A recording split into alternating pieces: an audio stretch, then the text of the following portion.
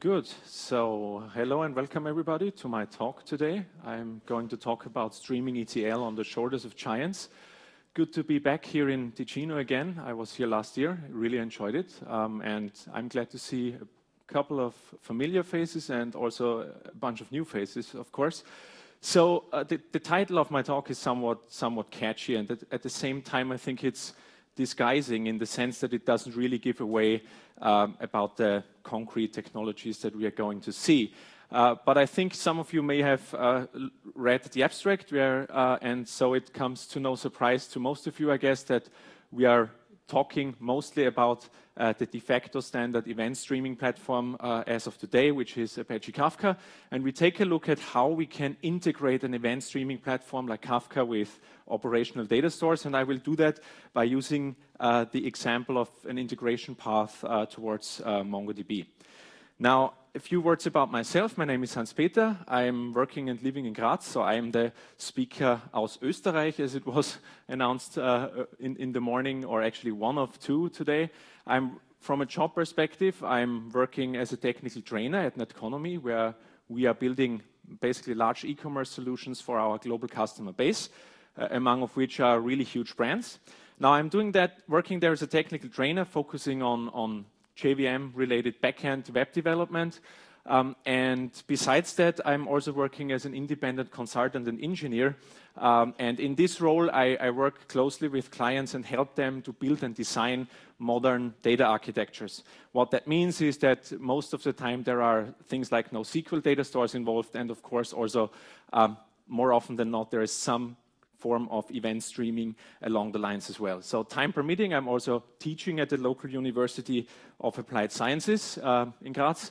And occasionally, I get the chance to share some of my thoughts at conferences, which is why I'm here today. So I want to dive into this topic of today. So from a somewhat business perspective, but no worries, we come to the technical aspects later. I think it's important to remind ourselves that business at the end of the day is what pays the salaries of us engineers so that we have a playground to work with. And businesses are constantly facing a bunch of challenges. But I think it very important characteristics in terms of doing business are speed and agility. Now, this is something that you need to bring to the game in order to be competitive on the market. And companies these days, and I'm sure you are working in companies where this holds true as well, you need to innovate at ever shorter cycles. You need to be able to deliver at an incredible pace, meaning you need to get features out of the door as quickly as possible.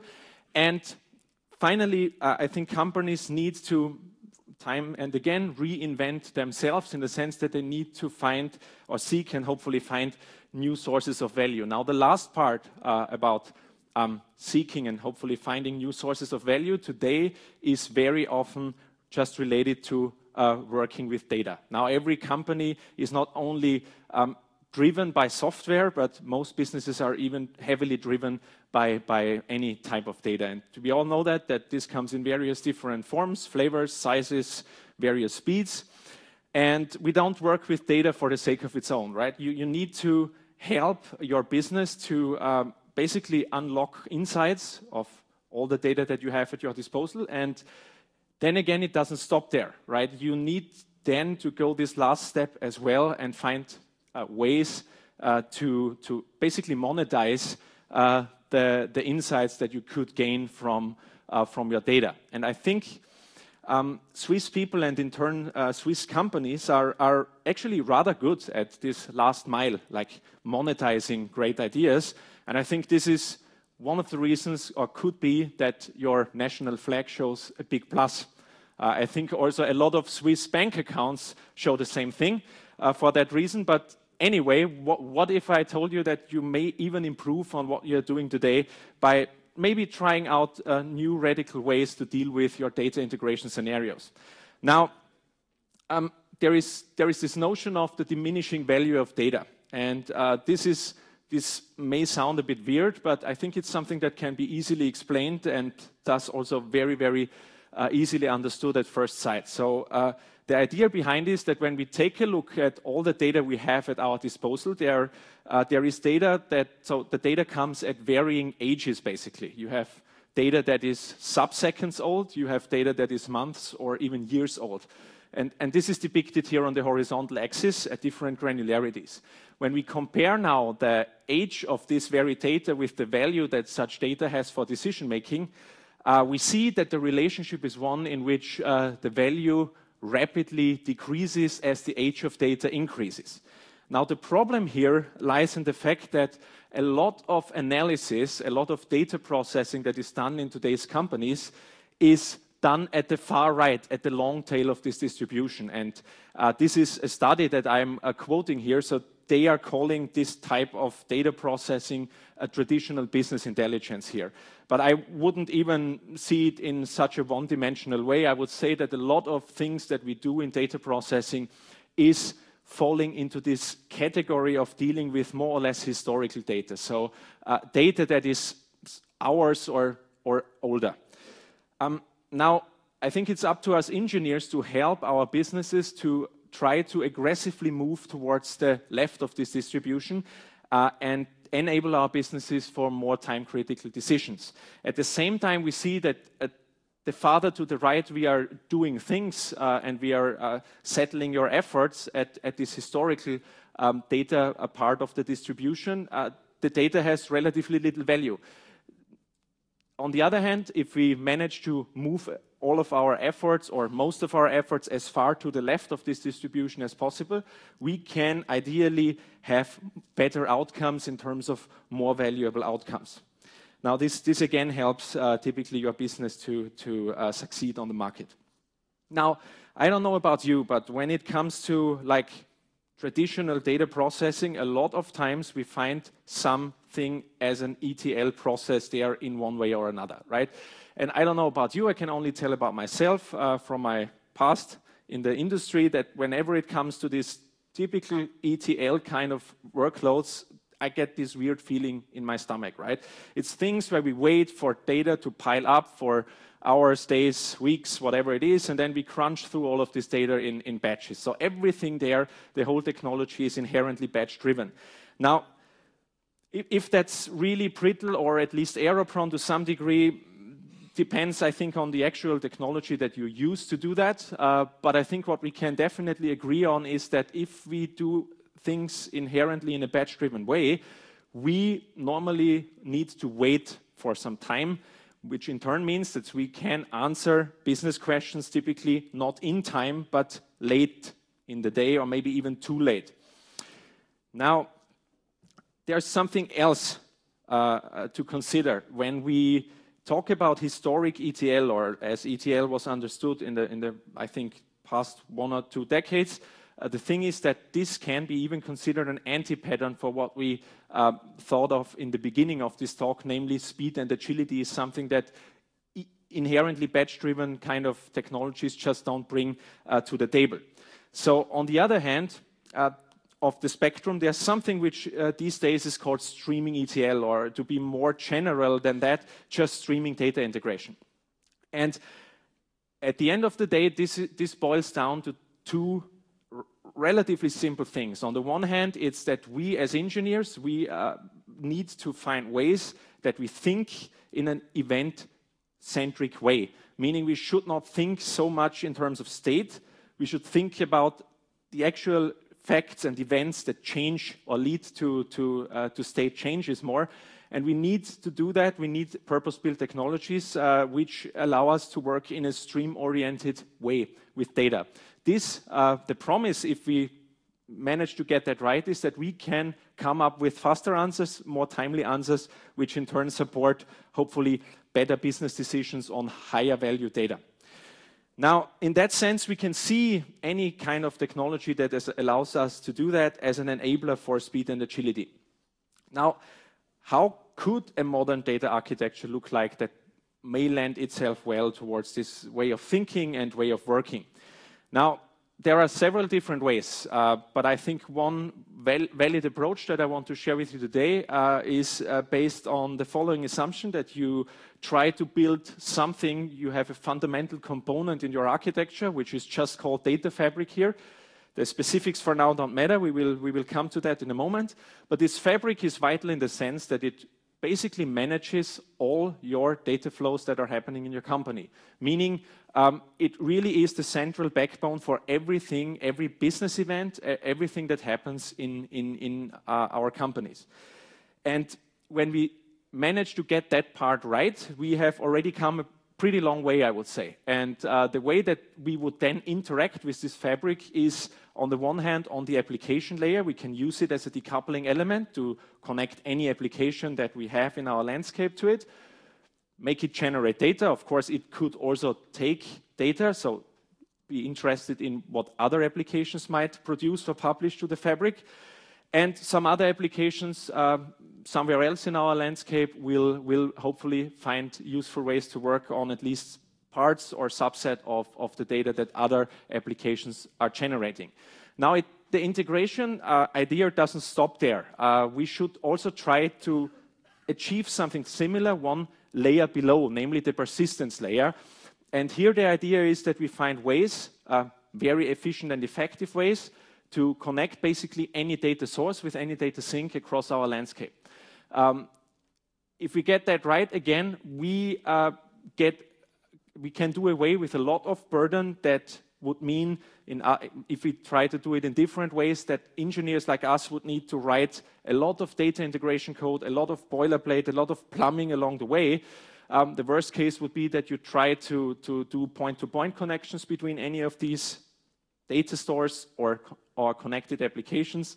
So something that just wouldn't really scale, but not so much in terms of technical scalability, but actually like collaboration and also collaboration and team level, where it would lead to probably chaos and it would not allow you to move as rapidly as you would like to. Now, oftentimes it's not enough to think about that in a like one-to-one pass-through scenario of any kind of data that you send into this fabric and get out of it at some other point. Oftentimes we want to do something as the data is in flight, as the data moves through different systems. And this is where stream processors come into play in order to complete the picture. But this is not something that is in the focus of today. This is something that, amongst others, I was talking about in last year's talk. So I really want to focus on the integration part and not so much about the integration parts on the application layer, but on the integration paths that we have on the persistence layer, namely on the database or data store level. Now, you can realize such a fabric that we have seen on the previous picture in many different ways. I think for the event streaming part, to do anything that is related to streams, it's, I think, no surprise that I think, at least as it stands today, Kafka as an event streaming platform has won the race for now. I think this is what most of the companies are currently looking into and want to use in one way or another, and this is for a reason.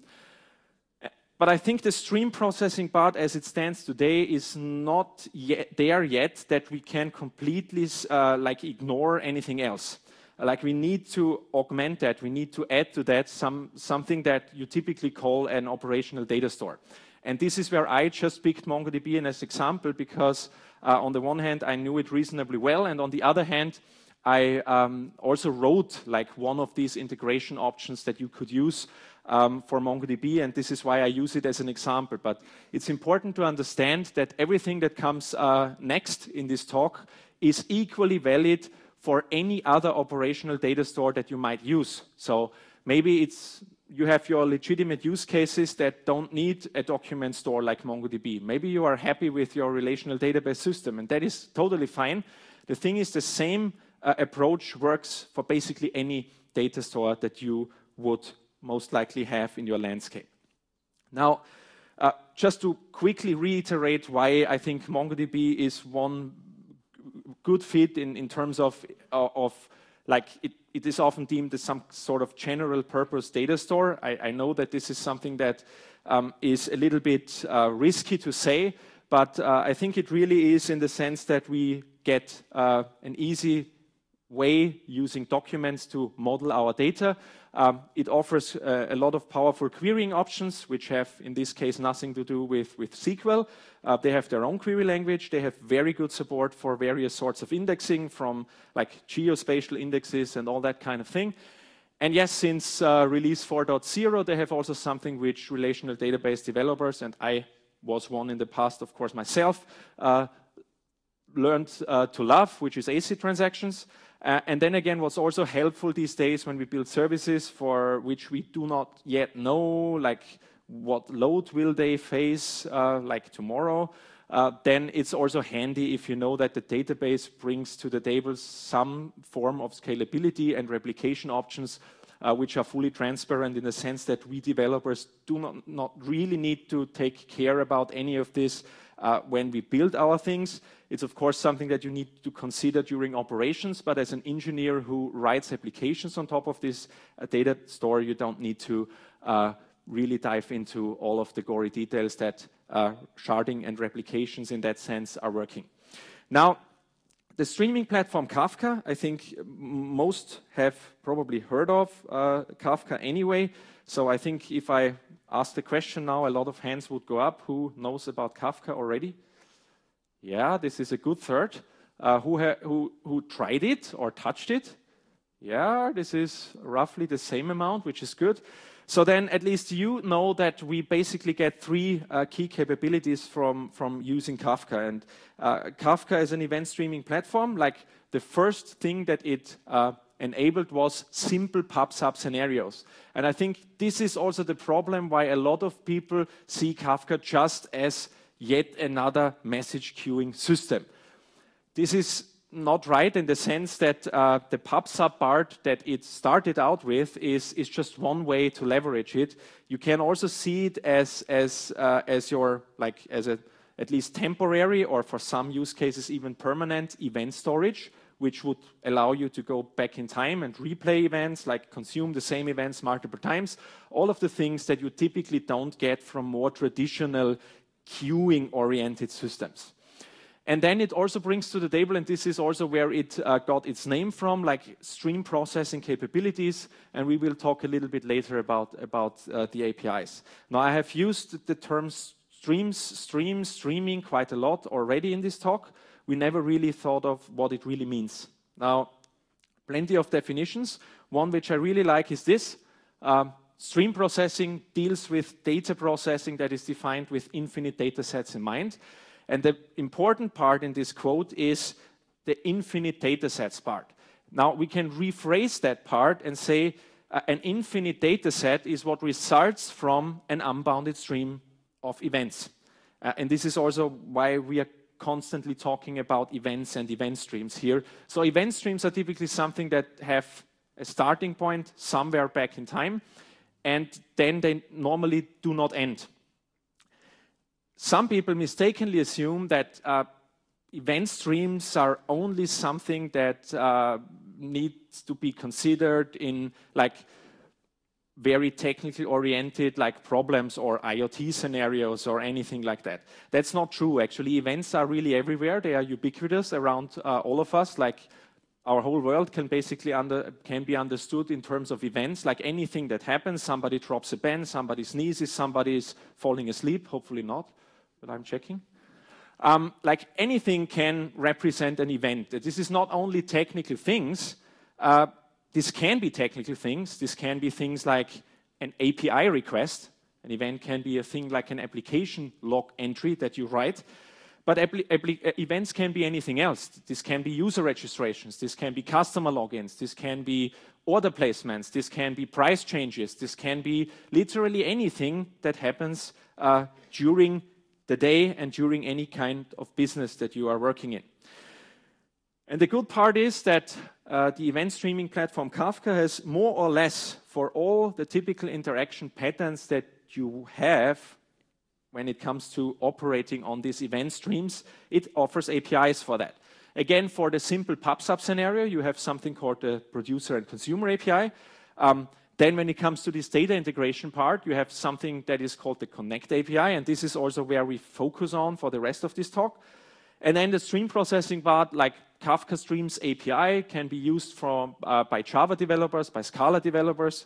So these two languages are currently natively supported there, and also everyone else who is capable to write a bunch of lines of SQL as well. So there's a layer on top of that which greatly simplifies and gets you way more productive than like describing your data processing needs in Scala or Java. Now, Connect API. Kafka Connect is what follows in the focus now for the rest of this session. And Kafka Connect is luckily much more than just an API. Like every developer knows, right? An API is nice.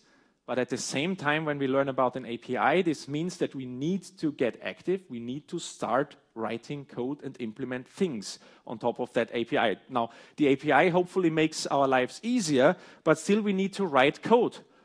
So Kafka Connect is not only an API, it's much more in the sense that it's a framework that helps us to write so-called connectors, which do the actual integration part and consider the specifics that each source and sink that you want to connect with are having.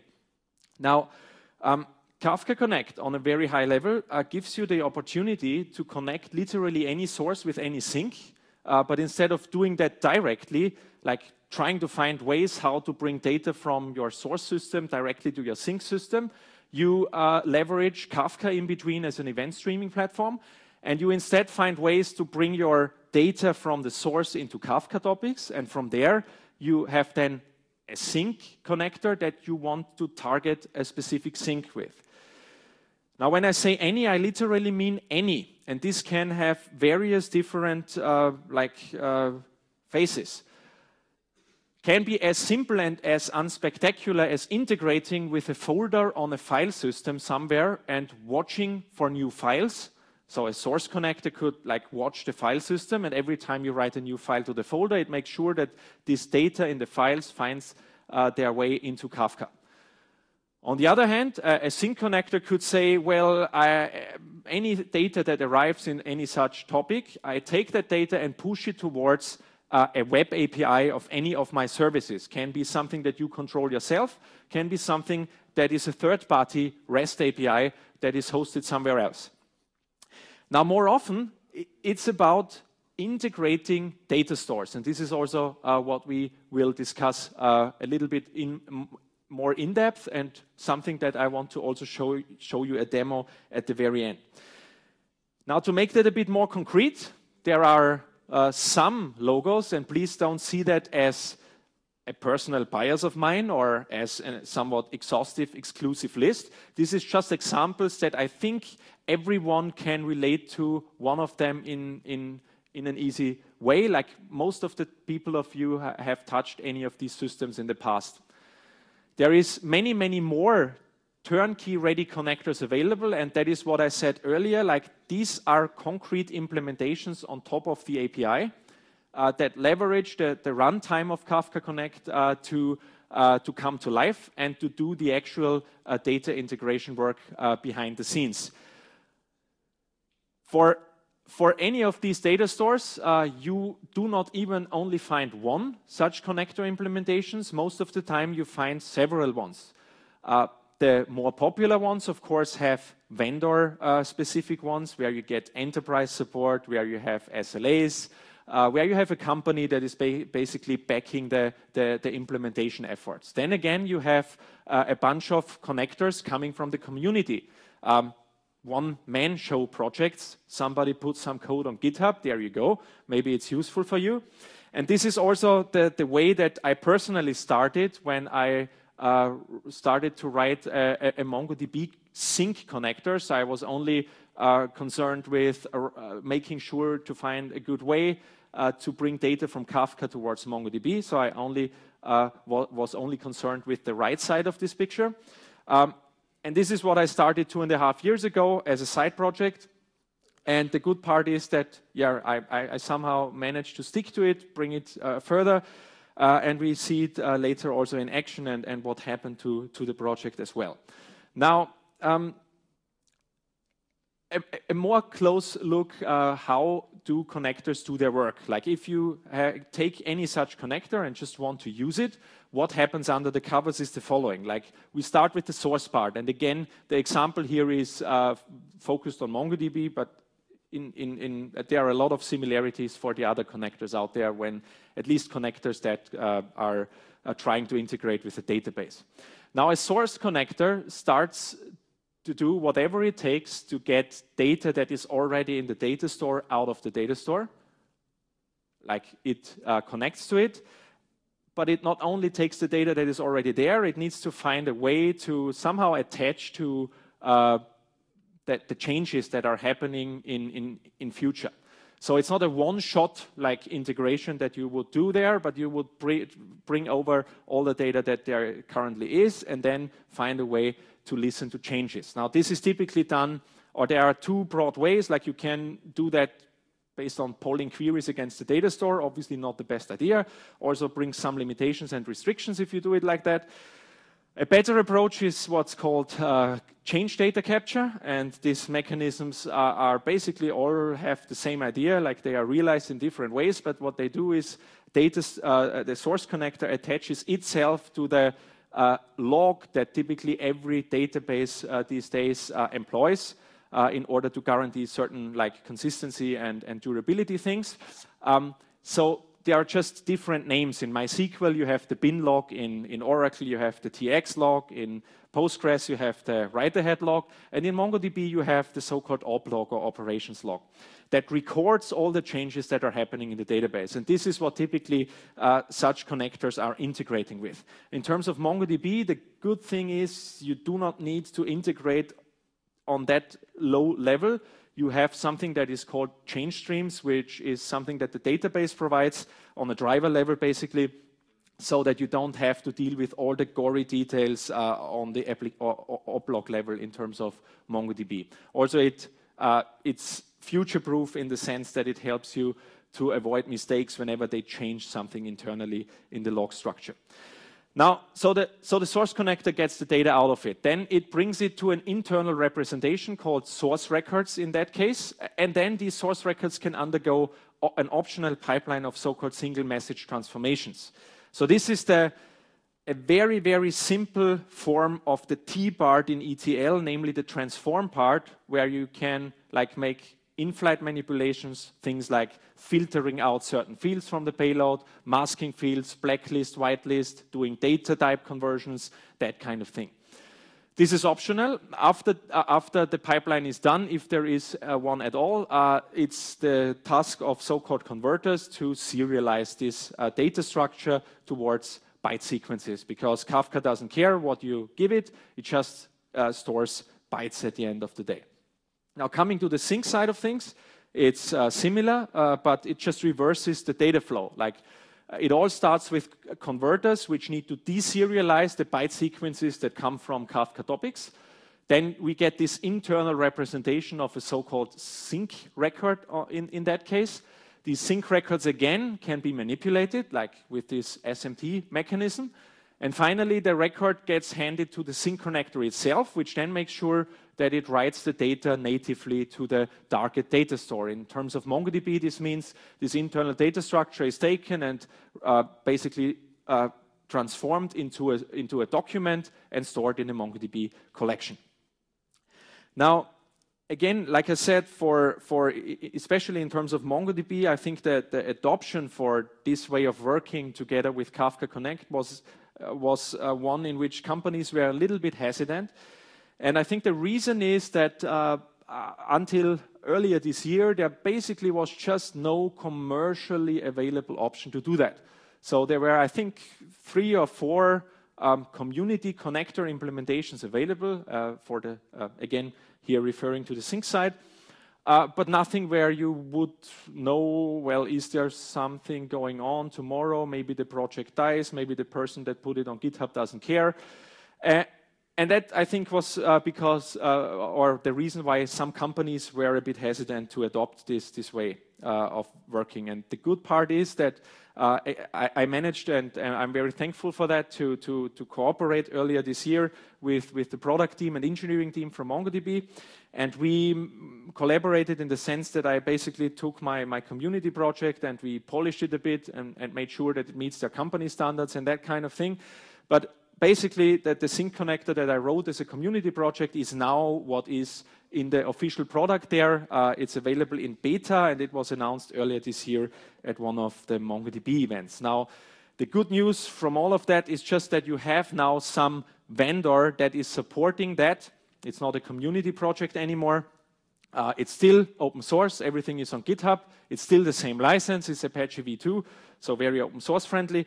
And it is also verified gold by Confluent. What that means is that Confluent, as the main commercial force behind Kafka, gave it some form of quality label in the sense that this assures that certain standards were met when implementing it, when it comes to integrating with the framework, and that best practices that they recommend are followed.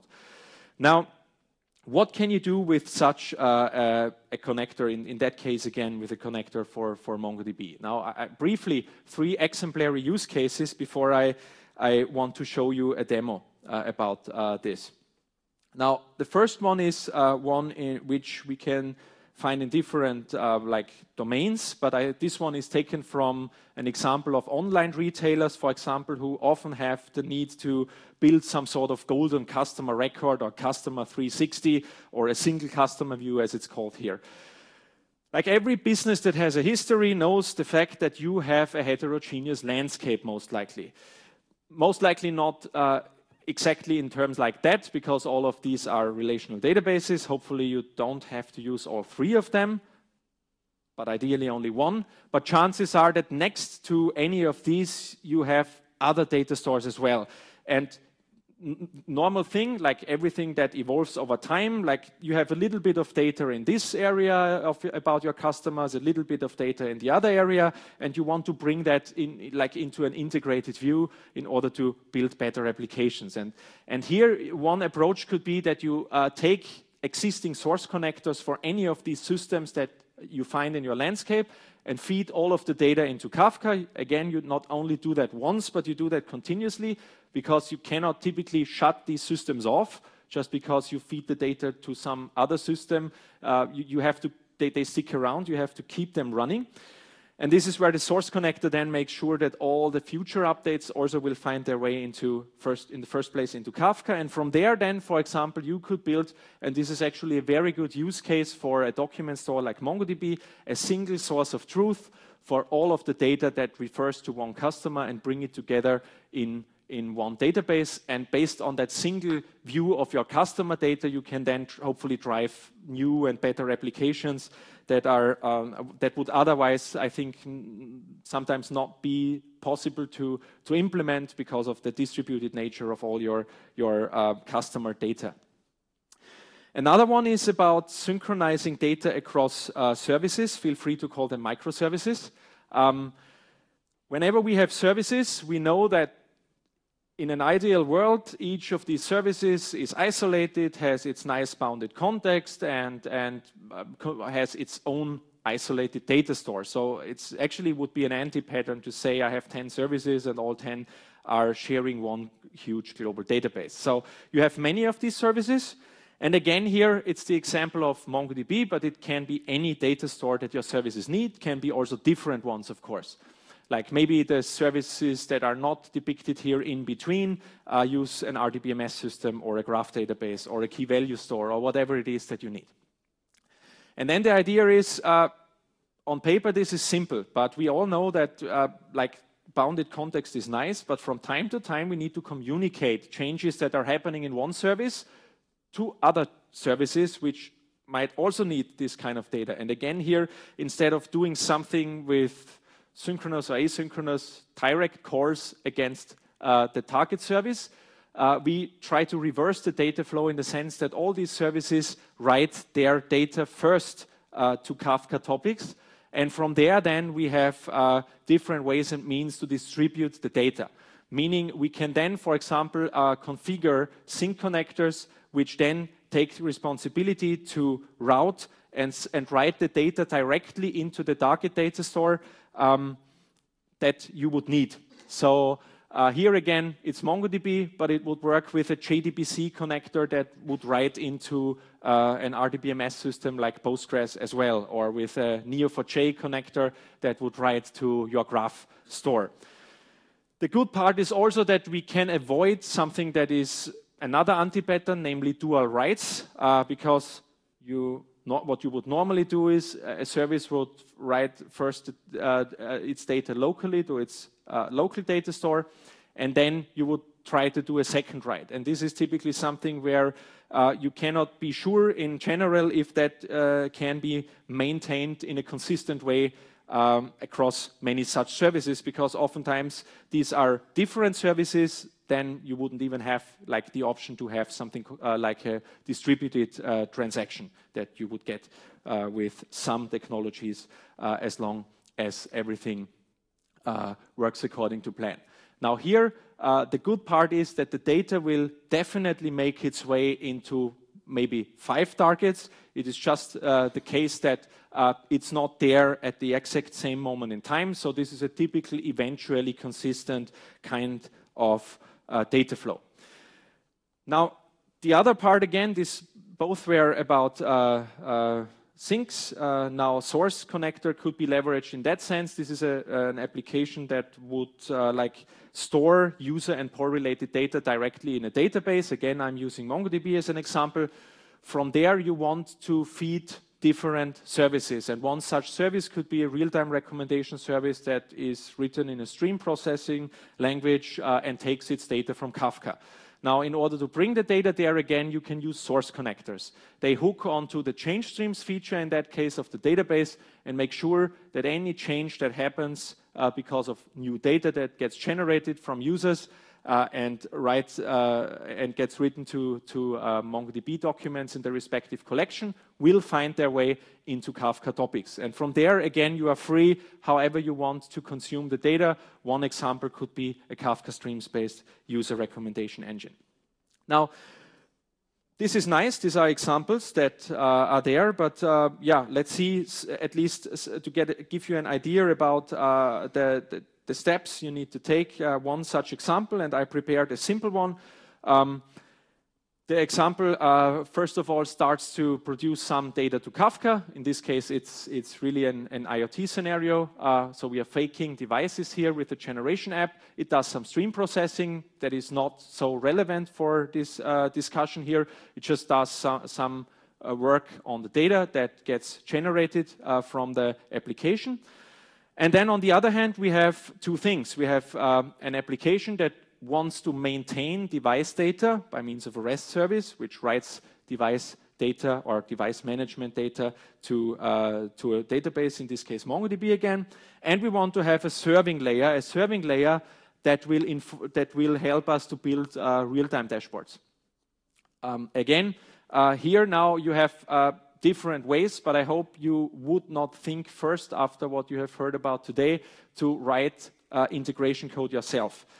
So the idea, of course, is to bridge the gap here using source and sync connectors. Now, the source connector making sure that either the raw data that gets ingested or the data that is generated by the stream processor behind the scenes will find its way into the database so that it can be served to connected client applications to draw nice charts.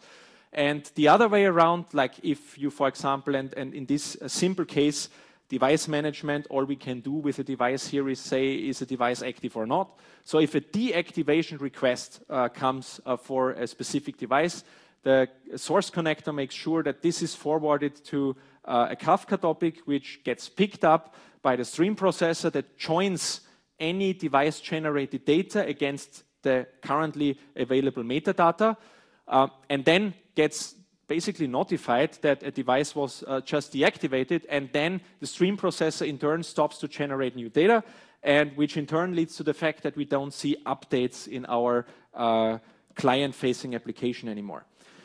Now, I'm bringing up the system, which should take not too long. What it does is it spins up a MongoDB instance, a replica set here on my local system. It spins up Kafka, and then we will, after that, start to generate some sample data. So what was already done behind the scenes is that we should have, I make that a little bit bigger that you can see it. So we should have, I refreshed it here, a database which just contains one collection. It represents 2 devices here. We have the serial number, and what's important for us is just the flag here basically saying if a device is active or not. So both are active to start with. So we have no data yet. Let me check. So Kafka is still starting up. What we will see is then, as soon as the data generation starts, I will create different connectors. First of all, we start with the sync connectors that make sure that the data that gets written to Kafka finds its way here into collections that will get generated.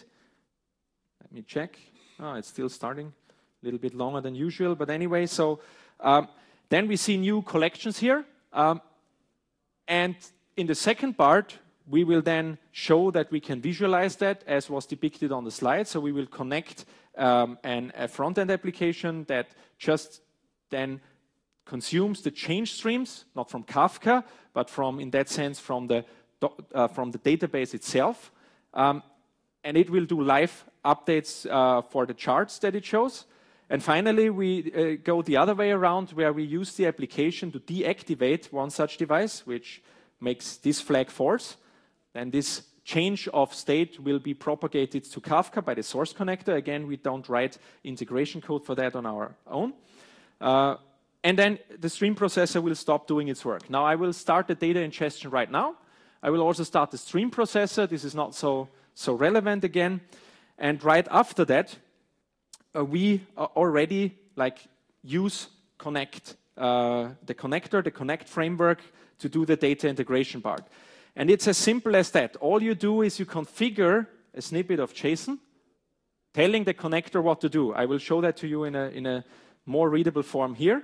So this is what it takes to do, to basically bring the raw data that is generated from the stream processor, 2 different types of data. You specify the Kafka topics, you specify the connector implementation, you specify what serialization should be used for key and value pairs that each record contain. And then you say, where is your connection to the database? I, of course, did remove the credentials here. Then you specify the database name.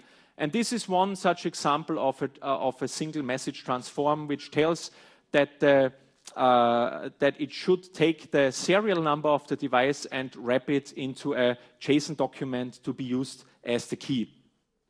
You post that to the running instance of Kafka Connect, and then what happens is that you get new data. If you refresh that, we get 2 new collections, and they are happily filled as we speak. Now, if you take a look here on this document count, and if I refresh that, you will see that more and more documents, as they are generated towards Kafka topics, are written to the collections here, just by means of posting this configuration snippet.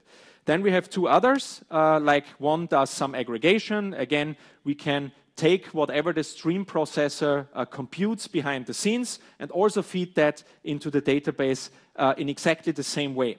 One which does a total aggregation. Now we should expect a new collection, just representing how many event payloads did we receive for each and every device and each different payload type. So if you take a look, we have 2 devices and each has 2 different payloads that it sends. And if we again see and refresh that, we see that this counter is continuously updated on the fly as well by Kafka Connect. So we can not only write new documents to MongoDB, we can also update existing ones. And in this case, the update is done on the ID, which is based on the serial number and the compound ID, serial number and control type. Yeah, and then we can do different things like roll-ups and so on, like pre-aggregations of the data, like it's an IoT scenario which computes how much energy was consumed by each device in terms of kilowatt hours. And we can do that at different granularities. And again, the sync connector makes sure that we get daily, hourly, and 10-minute roll-ups, pre-aggregated roll-ups of the data. And I'm about to finish. So the last part quickly is just showing to you the live dashboard, and then we are already done. Live dashboard being something like that. New data arrives in the database based on the Kafka Streams connector. We see here the hourly aggregates of energy consumption, and as we approach a new hour, we should see a new bar up there. We see different numbers of events for each device, and all of that is flowing in real time. So the final step is deactivating a device, and then this right side should come to a halt, and the left side continues. So here we inform the stream processor to stop doing its job. That's basically it. Time is over, and I'm already at the end. So all I can say is thank you very much for joining. Thank you for listening, and thanks to the organizers for having me. I think we are out of time for questions, but I'm happy to take one at least, or two if we have time. If not, just please stop by and talk to me afterwards. Thanks a lot. And hope to see you soon anywhere at one of the next conferences.